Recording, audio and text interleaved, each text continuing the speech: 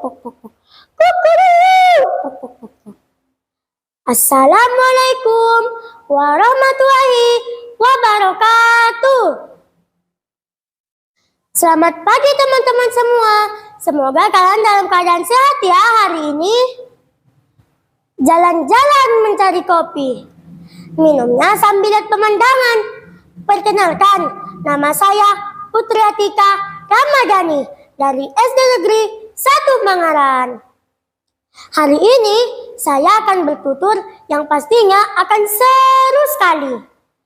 Cerita ini diambil dari buku 366 Cerita Rakyat Nusantara yang diterbitkan oleh Adicita Karya Nusa tahun 2008. Cerita ini ditulis oleh Daryatun dengan judul Cindelaras.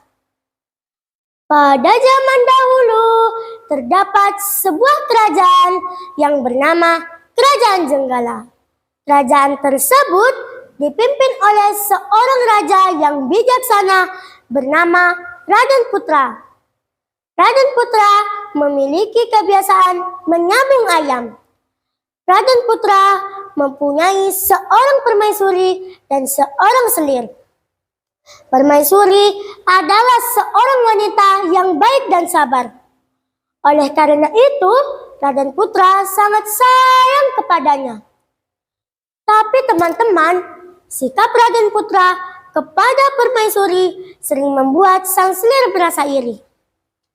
Suatu hari, permaisuri sangat gembira saat ia mendapati dirinya hamil.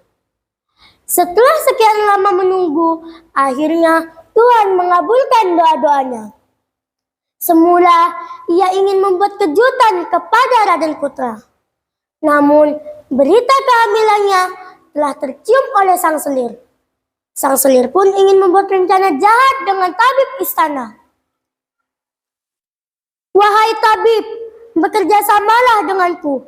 Aku tak ingin kebahagiaanku terbagi dengan permaisuri. Tentu saja, aku mau membantumu, asalkan bayarannya setimpal. Hahaha. Sang selir pun berpura-pura sakit. Raden Putra sangat khawatir dengan keadaan sang selir. Raden Putra pun bertanya penyebab sakitnya sang selir kepada tabib istana. Wahai tabib, penyakit apa gerangan yang menimpa sang selir? Ampun paduka raja, sang selir keracunan makanan yang diberikan oleh permaisuri. Apa yang kau lakukan itu, wahai permaisuri?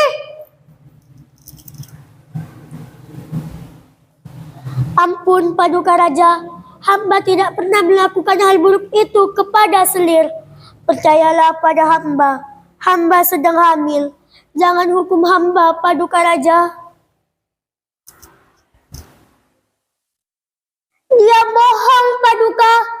Dia hanya ingin menghindar dari hukuman paduka. Raden Putra pun bertambah geram. Ia menyuruh pengawal kerajaan untuk membuang permaisuri ke dalam hutan dan membunuhnya. Di dalam hutan, pengawal kerajaan merasa bimbang saat hendak membunuh permaisuri. Pengawal tahu bahwa permaisuri adalah orang yang baik. Dia tidak akan mungkin melakukan hal yang kejam itu. Maafkan hamba paduka permaisuri.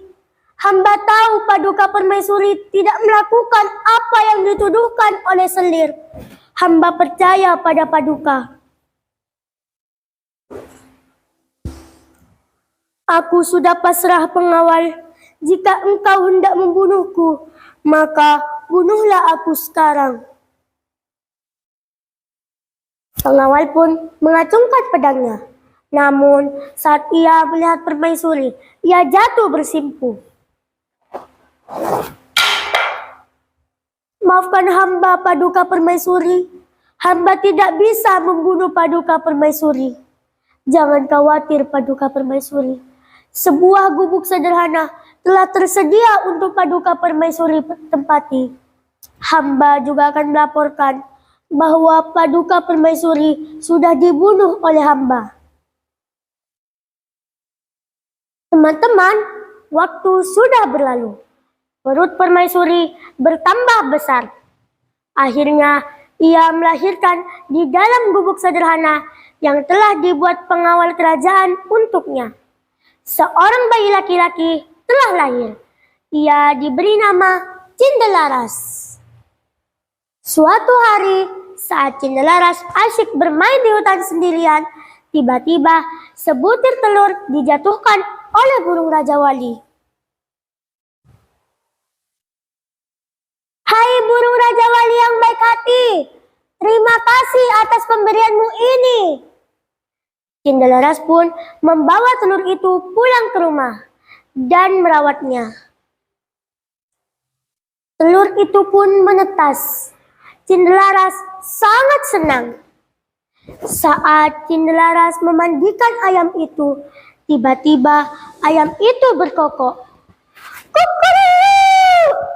Tuanku Cindelaras, rumahnya di dalam hutan, atapnya daun kelapa, anaknya Raden Putra. Hah? Apa yang kau katakan itu, ayam? Cindelaras pun melaporkan kepada ibunya. Akhirnya Permaisuri menceritakan semuanya tentang kenapa mereka semua bisa terlantar di hutan.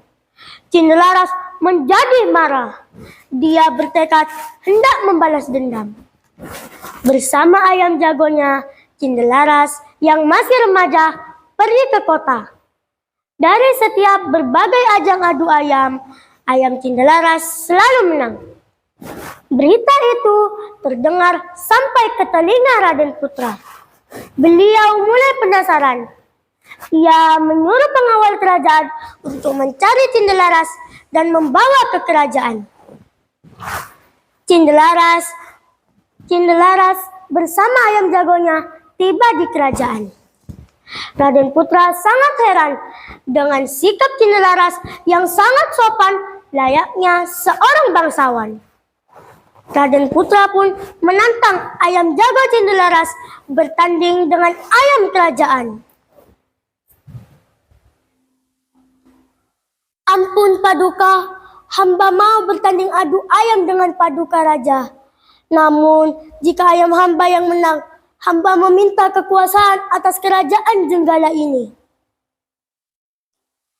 Baiklah, jika ayammu yang kalah, apakah kau bersedia menerima hukuman apapun dariku? Hamba bersedia, Paduka. Pertandingan adu ayam pun terjadi. Dan akhirnya ayam Cindelaras memenangkan pertandingan. Tiba-tiba ayam itu berkokok kembali. Kukuruk! Tuanku Cindelaras, rumahnya di dalam hutan, atapnya daun kelapa, anaknya Raden Putra. Cindelaras, apa benar yang dikatakan ayam jago milikmu itu? Cindelaras pun mengakuinya. Akhirnya ia menceritakan semuanya. Raden Putra sangat murka. Ia menyuruh pengawal kerajaan untuk memanggil sang selir dan tabib istana dan menanyakan kebenarannya. Ampun Paduka Raja, hamba mengaku bersalah. Hamba mohon ampuni hamba. Begitu juga dengan sang tabib yang mengakui kesalahannya. Akhir bahagia untuk Cindelaras dan Permaisuri. Mereka berdua bisa kembali ke istana kerajaan Jenggala. Mereka pun menjadi keluarga yang bahagia. Oh iya teman-teman, pesan moral yang dapat kita ambil dari cerita ini adalah carilah bukti dahulu apabila kita mendapatkan kabar buruk dari orang lain. Ingat, kebaikan akan selalu menang melawan kejahatan. Situ Bondo, kota yang nyaman, dipimpin Bung Karna sebagai bupati. Cerita Cindelaras cukup sekian. Saya ucapkan terima kasih. Salam literasi. Wassalamualaikum warahmatullahi wabarakatuh.